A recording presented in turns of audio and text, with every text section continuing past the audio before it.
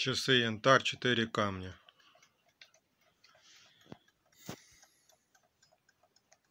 Неповна робота маятника, лишній стук.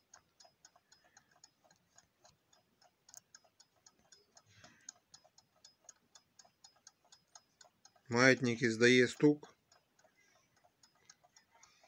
Дуже малий угол розворота маятника і здає стук. В чому причина, невідомо. Спіраль ідеальна. І здає стук. Маслом змазано все. Даже видно, як от оська болтається чуть-чуть. І здає стук і неправильно працює. Тому що не розвиває маху. А спіраль ідеальна. От спіраль ідеальна. Угол поворота взагалі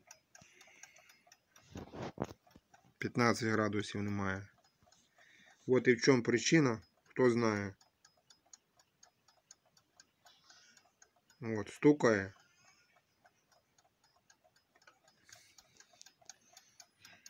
Старческая робота.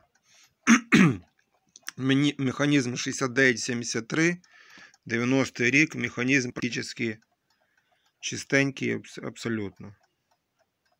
І от в чому причина, що не розвиває оборотів. Зараз покажу, як він може працювати від імпульса. От. Він отримав імпульс. Працює. А тепер знову. Успокоївся і все. От, получає імпульс. Вот. Імпульс. І знову успокоївся і старчески перебирає колесо. От в чому проблема, хто знає, пишіть коментарі.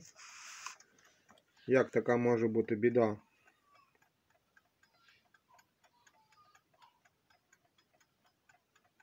Неповного руху маятника. В чому причина?